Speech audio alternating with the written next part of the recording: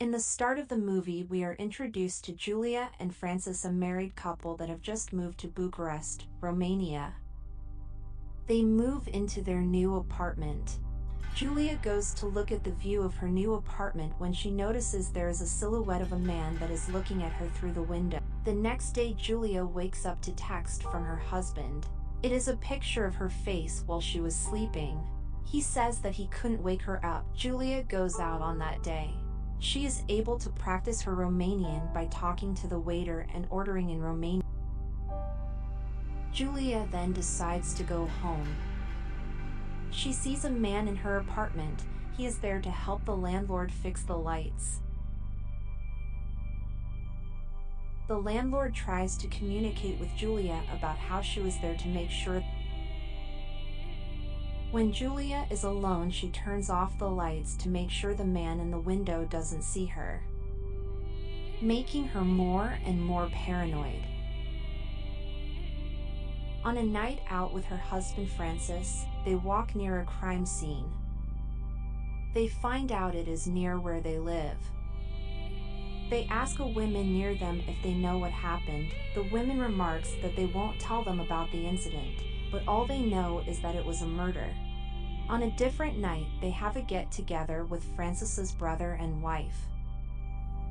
Julia finds out that the murder was from a serial killer and it was a decapitation. Julia researches on the murdered victims and finds out that there has been 4 victims and that they were all decapitations.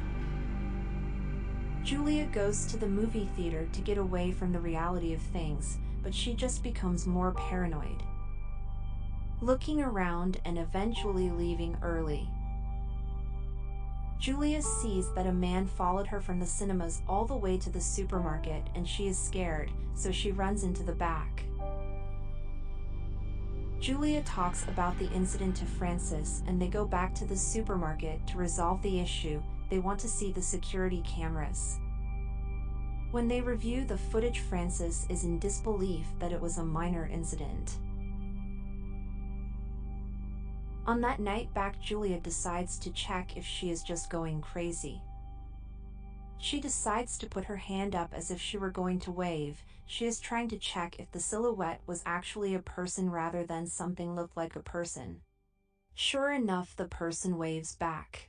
Julia is scared to see that the silhouette in the window the whole time was an actual person watching her. They begin to argue because she decides to call the police. Her husband convinces the policeman to leave as it was a waste of time. Julia finds the man in the window while on a walk. She decides to follow him through his daily routine. He stops to grab food at a local shop and then heads underground to his workplace. She finds out that he works in a club as a janitor that cleans the floors. Julia returns that day and hears that her neighbors was screaming. Frightened, she quickly runs over and tries to open the door, creating a huge commotion. The landlord hears this and opens the door. They find out that it was the cat that was screaming. It had knocked over a lamp and smashed it. The landlord lectures Julia for wasting their time and breaching into a person's apartment. Julia finds that the neighbor's friend wants to talk to them. She finds out that Julia isn't in the apartment. She asks for his help with an issue she has. They talk about how the last time she saw the neighbor was a day ago at her workplace. They go into the opposite building together. She is very cautious with going inside the building. She asks him to knock on the door of the man that keeps looking at her in the window. He knocks and screams slurs in Romanian. Saying that he has to leave, he hastily takes off.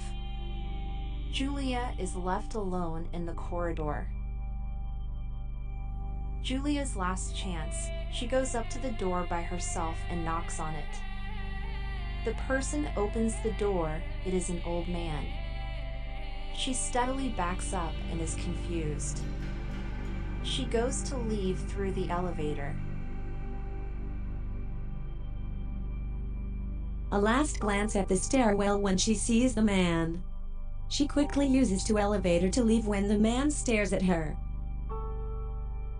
Julia then returns to her apartment.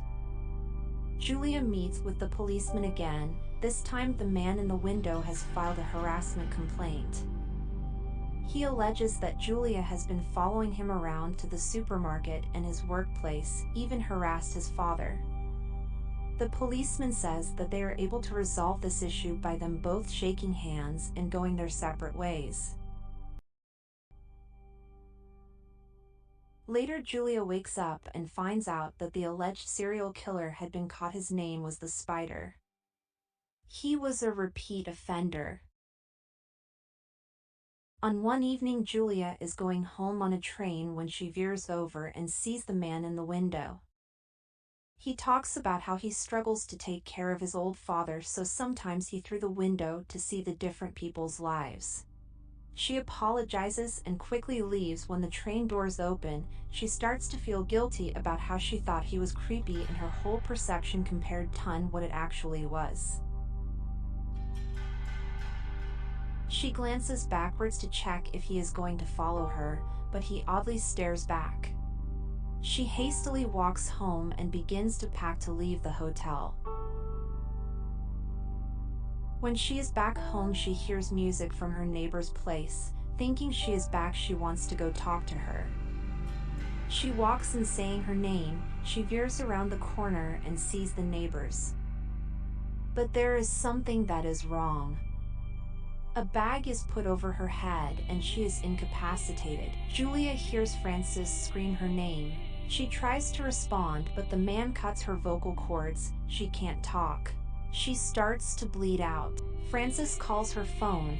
He starts to hear it ringing in the other room. Confused, Francis decides to go and check to see if anything had happened to Julia. In the meantime, the man is trying to evade suspicion by quickly putting on his jacket and leaving. When the man is leaving, he runs into Francis. He is shot from the back, once, no twice. It is revealed that Julia hadn't died from the knife cut and is covered in blood. She is barely able to get a gun and shoot down the man that was in the window. Ending the movie. Consider subscribing for more.